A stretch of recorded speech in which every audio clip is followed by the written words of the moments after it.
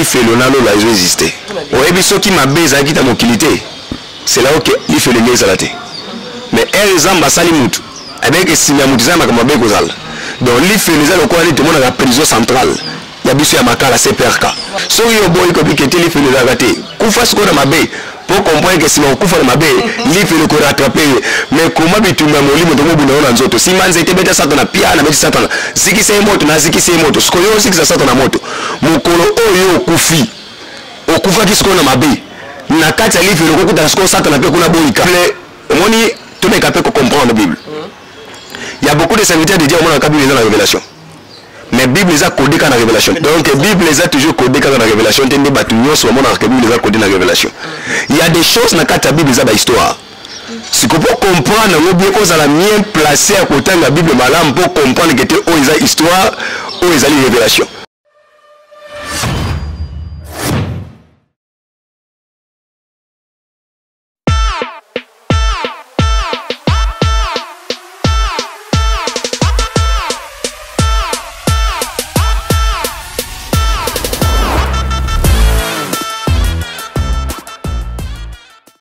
Chers internautes, vous que nous suivez de partout, toujours à travers notre chaîne en direct jusqu'à Télé News. Aurélie Vangoula, maman des garçons capables, autrement dit la mbingazon de la presse congolaise. Bienvenue dans notre émission Baïba Kinda Sao. Présentée toujours par Yemoko, Aurélie Vangoula, maman des garçons capables, la mbingazon de la presse congolaise. Rêve na bango batanike, bani encore mais le quoi Aurélie Vangoula, bon mais le basé quand parce que là na mela wa libela maman la ngai. La personne te mis na balinga Aurélie Vangoula de pro de loin, na Judith Kalangab, la maman des anges adorables, moi je suis à Tika, peine à défaut, Blobi Aye et Zakaya côté. Sans oublier notre papa de Desmaglo à la Cathy allemande. La bonne sanité Gauthier soit dilemme, mon bal à mandé fois peine de Blobi papa, Yaouana Namusika. Nous avons la classe à mon avis pour le prophète Emmanuel. Nous allons à la personne de la Bible.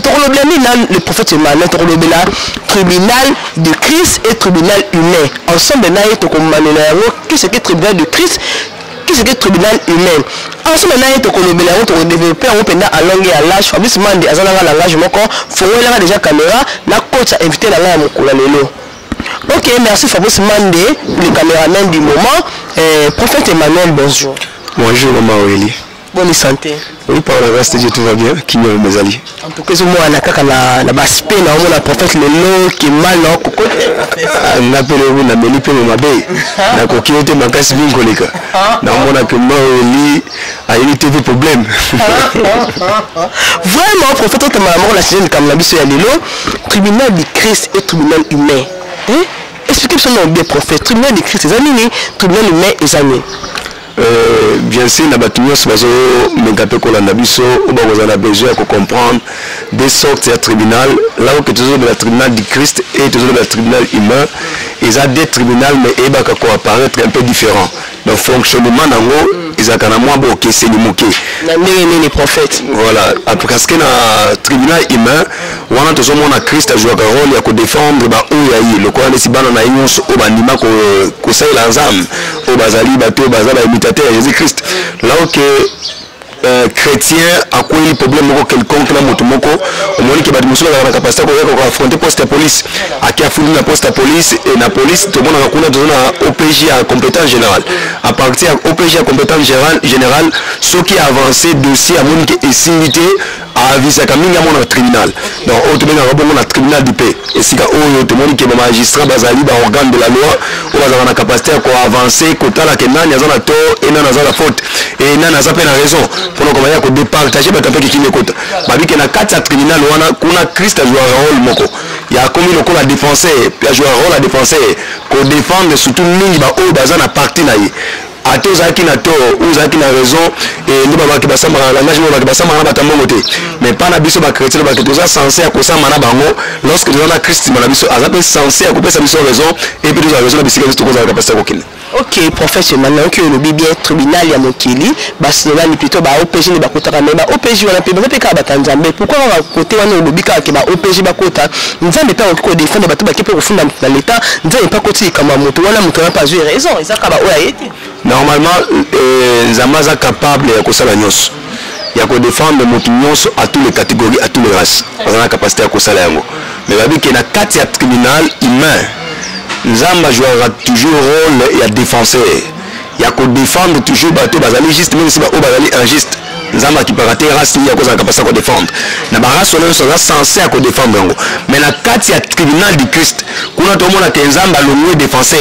mais kuna ya comme juriste donc la juriste o ya comme kuna ya comme jouer rôle ligne au salaki mabe directement à sanctionner yo kuna na soute comme défenseur ka défendre yo ko salaki likamoko kuna bondela kiyo na tribunal humain mais na tribunal du Christ a comme ko juger par rapport ya parcours au salaki na tribunal mo kinzamba za la kasko avocat voilà tribunal mo kili au le tribunal humain nzamba jouer rôle avocat et défenseur judiciaire ya ko défendre mutunyo sur toutes les catégories mais na tribunal du Christ kuna nzambe al komisko ko lungola race avocat kuna komi moko juriste comme un magistrat organe de la loi ko sanctionner si connaît bato na tambola ki mabe na kenenge na banzela moko songolo pa ko zaki ya kito côté kuna nzambe za na capacité ko yoka mawate babi que là ko juste sanction na sima sanction o yebi que li on a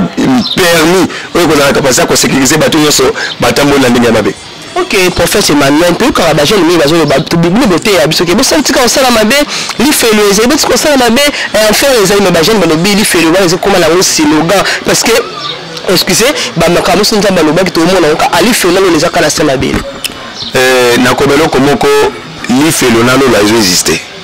ni parce que nous on so loba ki to mona ka aw o nyoso o bo tu ya mabe ya to mo se li felo na faire ça na ka ala ka sala mabe o ebiso ki mabe za ki ta mokilité. C'est là que il fait le mieux à la tête. Mais un exemple, Sali Moutou, avec Sinamoutisam, comme un bec aux alles. Donc, il fait les alles au coin de la prison centrale. Il y a bien Maka, la CPRK. Ils ont ici qu'à au bateau, Sali Mabé, baza sanctionner les kuna. Et c'est qu'à bateau, bon, pour la banque, la sanction, basibi la pénalité, ma maman, Salaki. N'est pas enfin aux alliés. Ils ont que le tribunal du Christ, si ma collègue, le tribunal du Christ, elle va sanctionner, bon, l'on va le coin la prison. Il y a bateau, Sali Mabé, et des alliés envers l'IPLO. Apocalypse 21, on a clairement que enfin existe et les alliés, ils n'ont pas ça pour fonctionner. Si on a beau écouter que l'IPLO est raté, qu'on fasse quoi dans ma baie. Pour comprendre que si on couvre le mabé, l'IFE le corps rattrapé.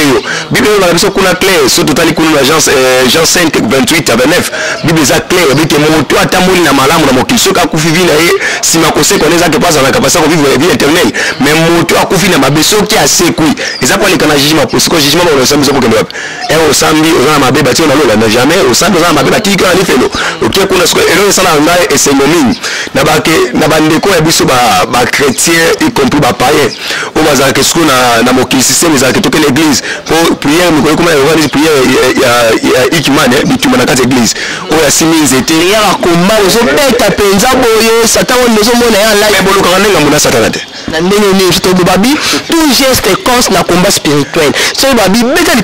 likofi babi tout geste cons si qu'on va te luka ngamuna satana so ndenge mais na biso que to luka ngamuna satana pourquoi nous luka ngamuna satana parce que bible est clair bible est so clair to ke kuna na Galates 5 oui laisser les choses en esprit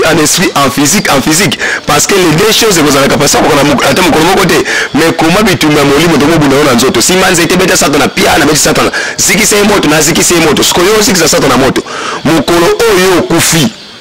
okufa kisiko na mabe na kati ya livre ko kuta sko satana pe kuna boika c'est ce que la bible est comme écoute la bible trachat ndenge ni bible omoni to me capable comprendre la bible. Il y a beaucoup de serviteurs de Dieu au monde dans la révélation. Mais la Bible est codée dans la révélation. Oh, mais quand on a tout le monde contre la macamonga, il y a des solutions à quatre émissions pour condamner macampou dans la masse sociale. Il y a un prophète Emmanuel, to kundola vraiment to kundola ndé ya ngonde scope. Donc la Bible est toujours codée dans la révélation, tende batunyo sur le monde dans la Bible est codée dans la révélation. Il y a des choses dans la Bible est dans l'histoire. Si vous pouvez comprendre, nous bien qu'on a la mienne placée à côté de la Bible malam pour comprendre que tu as une histoire ou une révélation. Parce que si on veut que tu aies un parcours, il y a un Israël. On a toujours une histoire à Moïse. Moïse a commencé la destination. Et a commencé la ici à côté de la Moka Elaka, na Moka promesse, mais à côté de Asuka. Parce que Moïse est à Koufaki. Nani a été placé parce qu'il est à Koufaki comme une histoire en réalité. Il est à Koumaki, il a été parcours, il est à côté. C'est que nani n'est pas eu comme parcours. C'est que dans la génération où est beau tamaki na simanaye. tout le monde a connu Jérémie Babimaki, ni la selon Bango, Batasco parcours à Moïse, commis histoire à Moïse. On est sur révélation, c'est comme histoire. Donc, Bible est la révélation, ils appellent la histoire. La révélation, codée la Bible est allée. N'est-ce pas que la Bible est causée, la Bible est tranchantée. Donc, et c'est une cause en la capacité. Le Bible est entre temps, le prophète a besoin de l'impression de la Bible et le Bible, qui est sur la côté, et ça coûte à deux bêtes. Mon comment la zaki na émission là, na bakelo moko basé ici doctrine pastorale. Au Italie, Moussala ya basali ensemble. Nabaki mukomuso avec était ce qui mingi les autres monde que critères évangile comme ko Bible par rapport à parcours ya serviteur le lé ba otambola et si maté il y a un moment que l'évangile comme que les lignes à côté ngama c'est le moment que l'église est l'église est confitée l'église toujours dans la forme parce que les hommes sont capables de conseiller sa génération nouveau afin qu'ils aient la capacité à sécuriser le corps de Christ. Corps de Christ est censé toujours à cause de la sécurité par rapport à makamo obiso au monde. Nous sommes censés à défendre le corps de Christ parce que ce dont il y a des bancs en zamba tambo toujours na kata ignorance et ça m'a parce que ignorance on a l'objet de le bon faire. Ni to ba lo moko la bino kete ba ça la nzana pe besoin conduire pe ba la nzana pe na ignorance mais là où que na le côté à vérité parce que mingi ba côté à biso vérité te ba ça la nzana là où que na le tribunal na zone de la awa et basé karaté non que na ba païen et basé karaté non que na ba chrétien mais tribunal de la awa ils a basé même ici na biso ba ça l'ensemble parce que la sanction ensemble autant que il y a qui serviteur il y a qui païen il y a qui chrétien biso tout on va la sanctionner par rapport à ba acte parce que elle toujours ba toujours na ba médiateur tu es toujours na ba église zamba la censé retenir mon kolongo na bisa côté ya bana nzambe ya kisika ntelo te ya kibango na ba révéler ba olika montelo révéler kibango na ba ke tamusa bona bo tamusa kibango mais le total ni ke bana nzambe so ba ko ya mingi na libonga isa passe par rapport ya basala nzambe conduite na bango ndeke ni mabe c'est pour seulement que telo bana nzambe ko ya libonga na kata libonga mais to me ko belo mo za un peu clair surtout que te doctrine ya basala nzambe ba ko ngeza kitoko te ba bombi évangile ya solo moni chrétien oti absolument ba révélation nzambe ko pambola yo ko voyager rozwa libala ko pambola wa eto eloba te ya biso évangile to tika mabe to ça malamu et là on me ko tali solo mo eli omoni et là au moins ça passe mille pas bas chrétien les anines parce que chrétien a toujours censé compromettre que les abonnés à l'église pour que qu'on a libala les akuna ni na kene église musa les akuna so ba bengi que kuna na église kingani église wana kuna miracle sala makakuna ya danser yaka alulu à kene église wana mais en trois transport quatre transport à cette transport au foot pas comme on a miracle mais est-ce que tu vas rendre peut-être mutakasi que ni na sali déplacement l'église na sali déplacement moko spirituel mais ça déplacement spirituel parce que molimo na yoza toujours les sika où zalaka na lieu de refuge l'église moko sokolo pas yoza molimo tika na toujours positionné mais déplacement des corps nous autres les déplacer et que les sika moko mais comme il y avait conduite nous à malamu te au moins qui a été changer d'église 1030 et le moment malamu ça maté on va toujours ba lukaka na likamoko wana c'est pour cela que les bana nzambe oseka makambo ebele liboso ya nzambe nzambe za censé ya ko répondre bango mingi bango était comme nzambe o répondre te na lukana nga nzela mama moko quelque part yeso ka sokolinga peut-être c'est mama wana mama sokola so ba sokolinga c'est mama wana aux bénédiction mais autrement que la bénédiction mais à l'autre côté aussi sous tout les autres moko parce que mai o bago sokola bénédiction c'est transformé en malédiction c'est transformé en malédiction pourquoi c'est transformé en malédiction mai wa ba sokola c'est utilité kati produit basaeli OK ba sokoli yo ba pakoli mafuta moko boye tout ça au moins qu'ils ont la capacité de combattre corps de Christ parce que tu vois que Satan a lelo mission à monde ténèbres au bal basala nzambe no comprendre Satan a positionné dans cette église afin que affingi sa corps de Christ Satan a lelo a positionné dans cette église afin que abebi sa doctrine église a comme ça batumité makasi à cause ya basala nzambe osama kama mabebo ngana ko sambela susu te Satan a reculé ba amnayi mon Satan a dit que ngai moko yasuka ba ozala sanctionner mais comme ngana ozala sanctionner na ko lingana za sanctionner ngamo côté fona me mape ngulu pa ya ba discipline na yi na bele ngulu pa ba pour ko ngana ozala sanctionner ba tu na personne na ke na bon surtout ba ke mingi na ba chrétien o ba combattre ka démon le matin soir que Satan azika moto Satan na bomio Satan na nyatio siko okufi na porte alife le na Satan na elongo yeli boso na sima siko auto na yo siko na match retour kuna yo beta kingai siko ngana kati ya moto nasala yo nini po awa ninga ile roi na ukonza ndi awa siko yo kuna banaza ke tindela moto tumba ye zikisa ye panza ye opanza inga siko ape comme tutu na ba panza siko okimela sika nini parce que na mwana muntu osala plus de secours awazalate c'est pour ça to ba kete ba chrétien et c'est tous à la capacité ko bongisa conduite na biso afin que ton ensemble pe justice ensemble il a toujours la part na biso Ok, merci beaucoup, professeur Emmanuel. Bible religieux pire santage, ils ont visité l'orphelin, n'a pas vu dans leur affection. Est-ce que professeur Emmanuel, il peut envisager un jour où son va vivre tout l'orphelin?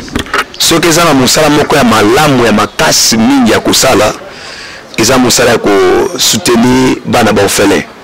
Parce que bana o bazami ba parents, ba vulu ba parents na bango za biso basala nzambe. OK. Biso ni déjà bien placé ya ko lutter afin que tout bongisa peut-être ba conduite na bango. Peut-être la biso bazana ba possibilité te bomona que moyen na engagement ezate par rapport à la vie c'est ba possibilité. Mais en réalité to ko lingate bana ba orphelin, ba bana otamwa na nzeba lo ketele lipa. Ba lo ketele secret, ba sombele loso. Ka bango bandoki. Voilà. Pe bana ngo pe loso ba toni ba victime mingi. Eza cause ya prophétie. Surtout ça domaine la prophétie et pandi ma bota ebele. C'est pour cela même qu'on a tel seul comme maman Aurélie. Na ina mimi sio na mission de kukundwa maka mususu. Faut kundola rapapa prophète na fa ya ndo kundola te. Cause la capacité à changer moi en ensemble. Cause la chance à kodongola mutu motema. Ce n'est pas le prophétie. En réalité ça ba écriture makomi ne ko changer mutu. Mutu jamais cause la changer la prophétie. Parce que comme la prophétie bana les premiers les 30 salles une année prophétie changer. Mais ce qu'on va lire toujours na kati ya makomi au moins que des critiques et tire ba limite. Et loko so na salle na tangi na bible a so na salle loko na salle lisumu natika. So ina salle kamo na salle lisumu natika. Batu ba mipesi mingi na prophétie babo sali be critiques. C'est pour cela que bana ba oza la ka poudre na bandoki na kene dernièrement on fait na moko ba kuti bana moko 5 kupuna. Bana ba kanga ba toujours va s'accélérer. Mais côté la bango bana ba bandoki. Mais comme si prophète moko avec bana ba bandoki. Ba parents ba se décider ba sayinde ba ti bango libanda. Alors biso na kati ya parcours na biso ne te que les 30 ya mois où tozali les 30 jours où tozala mingi autobomisi ya ko rendre bana wana visite parce que baza bana na biso faut te rendre bana visite ngape lobi na kokufa bana ngape ba kozanga ba parents. Alors o nga na osala lelo nazo bongisa avenir ya bana ngalobi parce que lobi so nga na zate o nga na osala ka ba bien fait ba bien fait wana ndiko ndiko ganga pezamba cause na capacité ko bossa na mabenyo ya mokili à cause ya ba bien fait. C'est pour cela les 30 jours toujours que nous rendre bana la visite et on en a parti à 9h. Donc on fait là déjà tu me quede ko arranger et on fait là moi na commune qui c'est parce que on fait là on a besoin tellement reculé ba tout mingi ba ibi angote ba tout mingi ba ibi angote ba visa ka angote. C'est pour cela que faut ça nini to koma kuna to rendre bango visite na moi o amokenza mako pesa sur maboko to pesa bana baza ne fiske maya komela ne fiske savon ne fiske biscuit ne fiske jus ne fiske loso o komona to pesa bango pona ko soutenir bango toujours na ndenge ya Eva Musayasa. Wa sikoka na ba frère prophète Emmanuel yo ou soit pe replacer pe mwambela ba o pe ba cause la intéressé parce que ba biso ko soyo orphelin au déficit nzambe on ko ça ta moi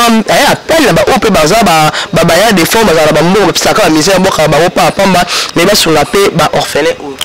na kama ka bato bazo ka ba mbo ba sa ba gaspillage tandis que ba mbo za ma bébé singi sala donc la santé ba ba te ba sa ba mbo la ba woni te mais mbo ya bien o za na capacité ko produire mutu za mbo sunga bato bazangi moto aza riche ana mbongo déjà so pesi mbongo mbongo ne le boso yo salate mais moto akeleli azali même ici lipa au pesi ka 560 lipa moi ya bénédiction vous a neza capacité full que ça mbongo belé na simana yo. C'est pour ça que ça déjà appel des fonds tout ça qui appelle des fonds na bateau nyos baza na bonne cœur o ba wana capacité mona ke bana wana baza bi bana biso ba leki wana baza ba leki na biso ba o baza kuna baza pe ba lokola bana o biso zali pe biso lo bito kokende bana so ko tikala to za pe censé ngoma ko soutenir bango na nzela te moi savon na moi ko moke. C'est pour ça que tout ça qui déjà appel des fonds na moto nyos baza na capacité ko soutenir biso na kati ya geste oyo to tika ki déjà ba mamero M-Pesa ou à cause de la musique à quoi bien sûr les numéros on a tout compte bancaire à venir sur quelque chose de numéro bancaire puis la monde on a cause de la capacité on peut s'habiller auto soutenir et votre ami tout ça qui numéro plus 243 81 44 244 09 plus 243 81 244 09 numéro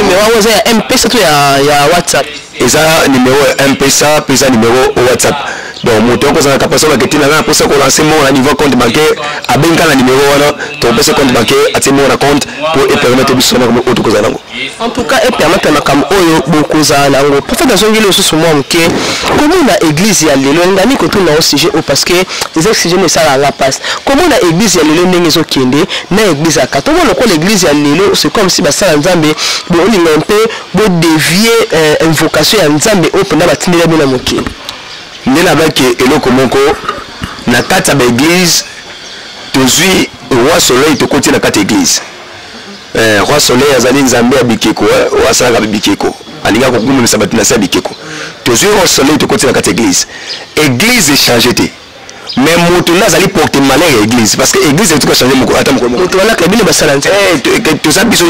to kufa na kati longo wana donc moto ndi am comme mieux placé ya ko bête église film parce que l'église a ngani ça problème moko te mais doctrine basala ba mo l'église c'est là où que l'église ils ont fini manière avec ba côté si roi soleil na kati église au moins que église a s'adapter ya aux fête le 25 décembre avec ils allaient fête ya botama Jésus Christ mais a fait décembre na nzambe na kati église ba na nzambe ba zo fête ba comme là le prophète qui est malem na mo toucher place moko ça n'inga pas signé mais biso to yebi tant que ba chrétien que to célébrer toutes les 25 décembre to féliciter to célébrer ka naissance ya Messie ou aza Messie na biso Jésus Christ de Nazareth so prophète comme boya ngo sundeni au niveau de vieux au niveau au contredit to sandeni na ba que loko moko toutefois mosala nzambe yo so moni kete le 25 décembre ils allaient fêter ya motama Jésus Christ a été vendeli makomi Bible nde ukata makamu parce que ce total na kati ya doctrine makambo Bible telle si so fête ba chrétien ba cause na capacité à conféter tout le monde a fait na kati so ke ibo tout le monde a fait ça wa le 25 et utawa ba on ba ibile ba lokota mais na tel so ko le ba réalité fait un peu comme que tout le fait na utila mais non mais ko personne na toujours na to comme makomi nan so to ke na Lévitique 23 na kati ya Lévitique 23 au moins na kuna ba hotel sa biso fête nyonso le chrétien ko fêter fête nyonso chrétien ko célébrer mais na kati ya Lévitique 23 tout le monde a dit que tu fêter fête le 25 décembre comme de motama ya Jésus ba koma ya ngote Bible kuna biso so clair que o na komi o eza ko mama awo ya ngone bi ba chrétien ko célébrer mais o ezali andeo ko mami awo te boki ko célébrer ya ngote to ke réalité peut mettre beaucoup ça moi moké na makomi to ke na liki premier na kati ya liki premier kuna to mona ke raconte que ange Gabriel na Marie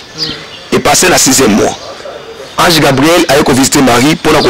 passer un message que Nzambe a pas moulio dans la mona moko pour sauver l'humanité. Jésus est un prophète, pas comme tous les prophètes. Parce que dans le monde prophétique, Jésus a une identité musu na sibanaye. Identité musu Jésus na sibanaye a bomba ki identité au misaki ya Jésus. Mais en dehors comment Jésus a Nzambe. Ko ba to ba que Jésus a Nzambe te. Maintenant on va tout que Jésus est ensemble parce que surtout que dans ma commune Bible quand la biso na maboko pour la que Jésus est ensemble mais to meka va avancer quand la kata histoire pour la que tu fait ça va sur côté de l'église na l'équipe premier Bible tel si so clair 6e mois ange Gabriel a mona ina Marie annoncer message les lois zamba pas mona mona moko za sauver l'humanité ils ont la 6e mois zéro ça combien de mois 9 mois alors tu mets sur calcul la 6e mois Jésus a boté na batini mais hier comme la mois de mars aya ki lokola mola moto baza mola moko spécial mokili oyo atana a boté ba pe na 6e mois pa boté pe azani pe ka na wa pesa mokili oyo za être aimé le quoi être aimé sauter na meka hotel c'est le komoko omoni parcours ya Jésus eza parcours l'équipe ba bengi omoni ke ba musu ba bengi ndanga ba musu ba bengi magicien ba musu ba bengi marabout mais Pierre a bengi Messie comment la quête makamouza moi ma différence c'est un langage donc elle a baigné Messie au moment que Jésus a tel gami qui était moto à reconnaître que la Nzambe il a dit que Nzela au pied vous allez au yoko on a la capacité à bâtir l'église nasi manayo alors église au to le belalelo et ça église au esengi ils a changer la doctrine puis na sale linango c'est pour cela que tu fait à roi soleil écoute na cette église roi soleil na matin où l'équipe histoire roi soleil est basée na tour de Babel mutengaza na capacité ko landa histoire roi soleil est basée codé na kata tour de Babel na tour de Babel ça ba to bana ko tsa bonzame tembe to tonga eloko moko to ko makuna likoto yeba iso kaza nani to découvrir mais nzambe comme ça même mutu ko tsaba na buyiki atsa bango na confusion et lo bande ko sala ti yo ça et puis récité alors roi soleil a boté na kata eloko wana lorsque Azui a publié et que connaît mon statut na moko o baba benga ngona tango na nzambe benga ngozambe statut on les a programmé le 25 la date le 25 décembre donc il y a un moment pour banazamba comprendre statut on les a programmé jusqu'à TV News bon faut la mato et to capable de découvrir Kasiko tout de suite dans l'émission statut on les a programmé la date le 25 décembre alors bande qu'on a biso l'église mususu wana et ba moni que naissance à Jésus ils a caché dans la Bible parce que ils a que le comme sa révélation nango ya mbota ma mwana nzambe révélation mbota ma Jésus a caché ba bomba ko ba sécuriser en malam alors et bon ba tel que ba chrétien ba yebi na bango mo côté to ko zape na capacité ko glisser fait ba tuniso ba no sala ni ba ko na kata doctrine na biso oyo pour moi nous a au bout de la fête on a le 25 décembre directement ko na kata lié à sens occulte non malembe ok papa mutu nyonso osala yango directement osadapte na kati ya science occulte parce que za feti ya bato bagumaka banzambe bikeko sikoyo oza chrétien là où bible babiso clairement tukoza na capacité ya koassocier nzambe na babiloko babie matériel ya mokili te mais sikoyo yo ozokona osala feti moko oyo eza permis te na bible parce que bible permettre yango te ekomi yango te bible loki oyo tokomi yango tokosalela mais oyo eza non na écrit ekomami te donc okosalela yango te siko feti wana ekomama wapi soki eza ya mosala nzambe moko nga naza toujours na ba moment reli c'est ça ta plateau ba ko ba ya ta auto bela makambo nanu avandi auto vandi ka to meki on bela ngaka soki ya bina ngete lelo na moi na makomesi kama wiki tele 25 décembre za mbota ma Jésus Christ soka sa monte église kimbangiste ka lelo na ko na kimbangiste soka za mutampe valongo na ko mutampe valongo soka za na carte église catholique na ko mi catholique tout l'église o ba kozala na côté na carte église ba mo ko pe fidèle kuna pona moni kete o nga na tanga na bible ezaki le contraire mais o ya na na bible ndata kulusi ya ngo ezaki malamu na côté kama mo kuna lusa bible ba le prophète Emmanuel en tout cas Marmolobi est bouleversé ma cantina OK que ba ke fait le 25 décembre ça fait oyo eza économie na bible était donc en d'autres termes eza que ba chrétien ko fêter ya monté siko et tout le coup ya ba chrétien nyonso autoza partout dans le monde to célébrer fête le 25 décembre c'est que biso to content na carte sainte occulte. Normalement, c'est pour cela que nous vraie réalité à la Bible et bon maman. Dans quatre églises, tu bases sur la bénédiction. Parce que pas à mutuke bongo la moté ma tika masumu tika bondumba tika ekobo oso na beti point oyo mbongo yati. Mais sur les séries de Dubaï, on a quoi déjà gâté. Dubaï est allé à Simana yo ndeza bo na mona te professeur so ke ba lulu professeur ba lulu gâté. La poto Dubaï. Oui ce que c'est vraiment être comme la tellement pandémie professeur a poto le mal suscité professeur a poto c'est un suspendu pour aller que pandémie so ici kuna liwa donc il était professeur a poto et qui est congé donc net pandémie sili a professeur a poto ça n'a appelé comme moi risque te papa au monde za bo moi za libu za poussière maman mwana oyo bota za koduni mwana zo bota ministre sénateur yone nzambe yo desine la place nzambe ministre sénateur gouverneur bo ba kwa doti ba wap ba pousse boti ba wap ba o ba bamela so ba papa mutna mudeza iti nzambe avec te ko muna mutazi dakata mokile tous les races pour sala bato mabomo ba kozala ba kwado ba kozala ba kodoni ba kozala ba docteur ba tous les races wana za iti nzamba ne bizaka mutute mais ce que biso mokonde to ma ko nebize mu so moi maman moi na ozala kwado osiliki kwado za la kwado bomsala pas kwado ne musala pas ba kwado ba se beli aza kwado masoma mapango aza kwado za mituka chere maza kwado kana musala kwado te sérieux atomira ma mususu peut-être ko tatanga na ite avec autant ma classe amila ite monto ko tasisi ba classe amine mine mususu bisika na ya comité mais so tali parcours avec ba mo kiseze na kati c'est pour ça qu'on a to sani to le veka conseil ça bana nzamba afin que bana nzamba comprendre que doctrine auto kenango ils ont donné avec comme moka ba pasteur au moins na pasteur moko na année moko abala divorcé ah tike église pour mon pasteur aux divorce ko bana oyo so kamba na église oté ya baoni balobi na biso na 1 Timothée kuna na verset 3 1 Timothée verset 3 Bible kuna yeba so clair moto andimi engagement ko za mosala nzambe o mo bateli mpate asali mosala ni engagement ko malamu mais epesi biso instruction et bien la instruction na pesi bizanine mosala nzambe ya pas placer ya kokomanya ko bala défaut mosala nzambe bala ka une seule fois moto andimi ko za mosala c'est un kufi religieux ça aussi mariage officiel ça aussi moi c'est à kufi ko ça mariage officiel et wana obini na doctrine la Bible wana obini mais na no clair soit ça pour ça montana pour ça lokali na makomi akela 1 Timothée kuna na verset 3 mona makambo na ça comme nakate babike mosala nzambe alimi engagement kozala mokambi ya bato na église eza engagement moko malamu alimi mais soki abali deuxième fois wana na bibisi doctrine wana sengenga tobenga na ye libanda église parce que akomi impie faut kobanir ye. Alors comment na kati église pasteur aotika pede liboso ya cher aoyimba pede c'est frère wana azaka pede mais frère apesaka bim moi pasteur alongoli l'église pede mais osala lancement ya baconvention et tout mais pede aosala makambo wana kati église pasteur abo odéranger parce que eliki soki na déranger mabe kozala na Lévitique 18 elobi biso nini soki oza na ndeko azali pede na ndako tumba ye na moto ngai te bible droit de l'homme est-il le mélange aya tolobema molimo omoni eloko mingi ekomisaka biso bakretien to tosa nzambe te tokoma kobanga mingi tribunal ya mokili me ya nzambe toisola yango un chrétien ndimi ekuta longola zembe abangi na ye te aya nga na longola nga zembe na mibomba binanga moto omoni tribunal ya nzambe ezozela yo mokolo ekorécupere yo nde okocomprendre parce que na moto moko oyo okoyisi obomi 4 génération 4 génération asima moto moko makila ya pamba kaka nalongolaki makila ya pamba 4 génération sur 4 générations les ba ministres les ba sénateurs les ba hommes de Dieu on za mabona na 4 générations ba possibilité na 4 wana ba coordonner na 4 wana parce que yo bombi yango parce que ezamba na qualité na 4 générations na bato na posa la passer l'émission au comme 6 générations na te parce que malin on a yo ce ko na mutana na mutuna moko okoma kuna bonga maka sata na biki ngoza musula ba pesi soki na ba marteau donc soki na ba tenaille po eza ba passer musula onguza na sama koli ko baleke po eza nimbuti mutu pour mokolo eza mokolo mokila te kuna ye soki papa yaka koto yaka na koto na bale kotante banda kala yo ndo betaka kuna fo otindikela ba moto asiko ngano na kata moto nana otira muyata en tout cas vraiment kata na kata moto na tikelo to to comme na chose suka la mon réalisateur aussi nous de comme na suka émission prophète Emma nous de la fin par rapport à mokola lelo na kata émission na biso ya Baibakenda sango na Juka Télé News ndena biki ya tout le temps Zambé pas moi sur qu'on disait qu'on a biso tous a toujours on a pour qu'on lancer connaissance là-bas on connaissance c'est pour ça que Jésus a comme malade makasi ya kotika ba disciple parce que Jésus c'est ba chrétien pour génération na tika ba chrétien église pays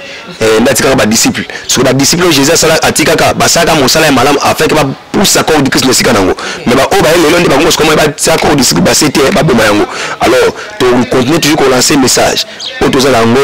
dans les 30e mois au tous ali et tout ça toujours la visite ya ko rendre bana ba orphelin bana o bazali ba parents toujours que nous rendre bonne visite côté que la bonne visite quelque chose toujours senga toujours soutien na ba o ba pour ça ko soutenir vision ba bengi biso toujours na plus 243 81 44 244 09 soko biso na numéro wana automatiquement okozwa biso et to kopesa ba orientation le lengi ko za capacité de faire quelque chose afin que to soutenir bana wana. Ok, merci beaucoup prophète Emmanuel. Na bitima mabanga ba dédicace na ba soutenir ba balingaka yo na musala na usala. Na kobosa na tête toujours ko pesa mote mine na JM Pro o lelo Jérémy Moma o malgré jouer Fox ya makasi ya parcours na ngai. Lelo nazo placé comme manager na ngai auto travailler en collaboration et Zambé a pambola parce que nous le que mutinyo ça se sacrifier na musala Zambé azanga récompense te. Lorsqu'azo se sacrifier Zambé a la capacité à pambola et na bande ko nyoso bazama diaspora président Anselozolo et na leader Amisi na Elise Salumu au moment bazaka la plus fort ya ko soutenir biso avec musala Zambé que liboso Zambé vraiment a pambola bango. Ok, merci beaucoup prophète Emmanuel na temps na yo disposer qui peut yamba une émission na biso Baibakenda sao. Merci. Ok, merci beaucoup. To komi na suka émission na biso Baibakenda sao. O lelo Oreliva on a mbaki pe na bino prophète Emmanuel bino boyo ki to beti di solo ya tribunal humain na tribunal de Christ bino boyo ki prophète nenga zawana azaki clair a expliquer yango très bien. Soki ba remarque ezali ba conseil et tout, botiki la biso yango là bas commentaire. D'ici là portez-vous bien et bye bye.